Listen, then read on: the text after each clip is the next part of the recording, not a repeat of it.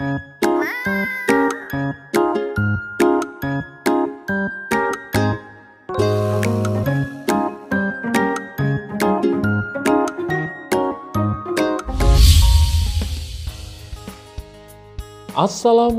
warahmatullahi wabarakatuh. Halo anak cerdas, bagaimana kabarnya?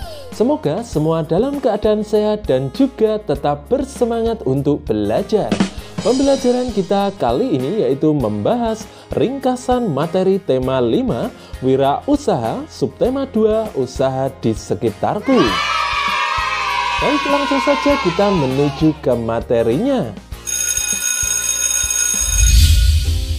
Diawali dari materi komoditas ekspor dan impor di Indonesia, di mana ekspor adalah kegiatan mengirim atau menjual hasil produksi dalam negeri ke pasar luar negeri.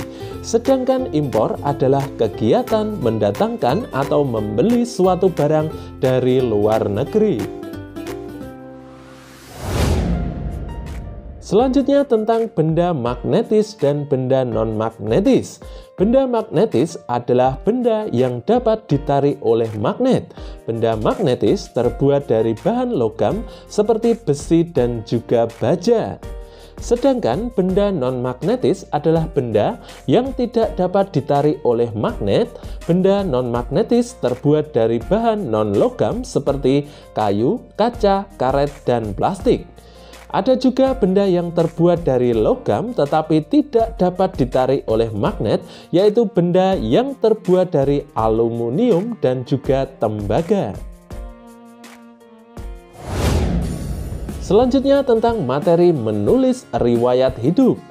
Riwayat hidup adalah tulisan yang berisi informasi diri yang meliputi identitas diri serta kegiatan yang telah dilakukan.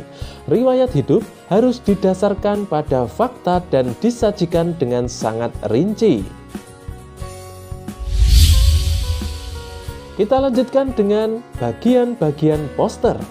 Terdapat judul poster pada bagian atas poster. Di dalam poster tertera nama penyelenggara yang mengadakan pameran, informasi singkat tentang isi pameran, waktu dan tempat diselenggarakannya acara pameran, serta kontak yang dapat dihubungi. Kita lanjutkan tentang manfaat keberagaman wirausaha di lingkungan sekitar. Yang pertama yaitu memenuhi kebutuhan manusia yang beragam jenisnya. Kemudian meningkatkan kesejahteraan masyarakat sekitar tempat usaha, menciptakan inovasi baru yang bermanfaat bagi masyarakat, membantu pembangunan nasional dalam bidang perindustrian, serta mengurangi pengangguran.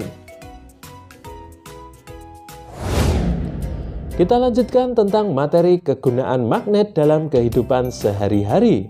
Di dalam karet pintu kulkas terdapat magnet sehingga dapat menempel erat pada bingkai pintu yang terbuat dari besi. Pin yang berisi magnet dapat menempel di pintu kulkas yang terbuat dari besi. Penjepit tas berisi magnet agar tas dapat tertutup dengan rapat. Tangkai obeng mengandung magnet sehingga memudahkan pemasangan mur. Kita lanjutkan tentang materi menulis daftar riwayat hidup. Informasi yang ditulis dalam riwayat hidup dapat disesuaikan dengan informasi tentang diri sendiri. Misalnya, karena kamu masih seorang pelajar dan belum bekerja, dalam riwayat hidupmu, kamu tidak perlu menuliskan riwayat pekerjaan. Kamu dapat mengganti informasi riwayat pekerjaan dengan informasi lainnya seperti prestasi yang pernah diraih selama sekolah, data orang tuamu, ataupun keterampilan yang dimiliki. Selanjutnya tentang tanggung jawab pemilik wirausaha. Dalam menjalankan usahanya, seorang pemilik harus bekerja keras dan memiliki semangat pantang menyerah. Sikap tersebut dapat mengembangkan sebuah usaha menjadi maju. Selain itu, seorang pemilik juga bertanggung jawab terhadap kualitas barang yang ia hasilkan. Kita lanjutkan tentang menyampaikan informasi dalam riwayat hidup secara lisan. Riwayat hidup didasarkan pada identitas diri serta kegiatan yang telah dilakukan. Pembuatan riwayat hidup harus didasarkan pada kenyataan yang telah dilalui oleh pembuat riwayat hidup. Riwayat hidup dalam bentuk narasi memudahkan dalam penyampaian secara lisan. Selanjutnya tentang materi komoditas ekspor di Indonesia. Hasil industri seperti semen, tekstil, dan kain batik, hasil pertanian dan perkebunan seperti kacang kedelai, coklat, lada, jagung, kelapa sawit, karet, kopi, dan teh. Hasil hutan seperti kayu potongan, rotan, dan damar. Hasil peternakan dan perikanan seperti daging kemasan, udang, ikan laut, dan mutiara. Sedangkan hasil pertambangan seperti migas atau minyak bumi dan gas alam, dan non-migas seperti batu bara, logam emas, perak, besi, timah, dan nikel. Selanjutnya materi tentang komoditas impor di Indonesia. Barang olahan migas seperti bensin, solar, kerosin, dan aftur. Barang konsumsi seperti makanan dan minuman yang diawetkan, daging, susu, dan buah-buahan. Barang industri seperti mesin pembangkit tenaga listrik, alat telekomunikasi, alat transportasi, dan mesin industri. Bahan baku seperti bahan baku industri pangan dan minuman, suku cadang mesin, dan bahan kimia untuk keperluan bahan industri lainnya. Jasa biasanya dari negara-negara maju seperti tenaga ahli. Kita lanjutkan materi tentang kriteria poster kegiatan yang baik.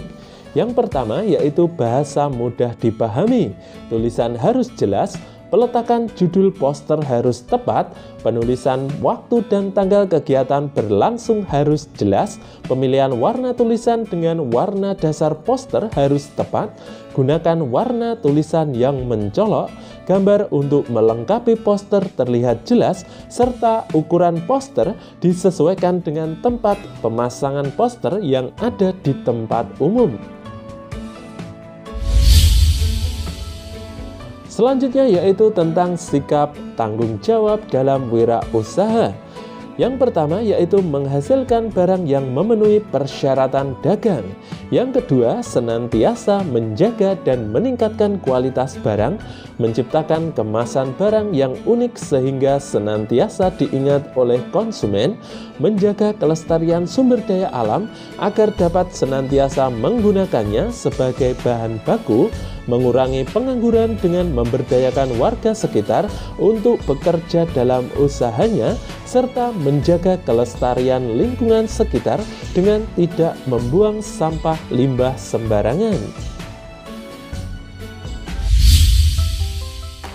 Selanjutnya tentang informasi dalam daftar riwayat hidup, meliputi data diri, riwayat pendidikan, riwayat pekerjaan, pengalaman berorganisasi atau kepanitiaan, keterampilan atau kemahiran, serta prestasi yang pernah diraih. Baik anak cerdas, demikian tadi pembahasan ringkasan materi tema 5 wirausaha, subtema 2 usaha di sekitarku. Sampai jumpa di pembahasan materi pembelajaran selanjutnya. Subscribe, like, dan share channel Cerdas Belajar. Cerdas belajar, belajar jadi semangat. Wassalamualaikum warahmatullahi wabarakatuh.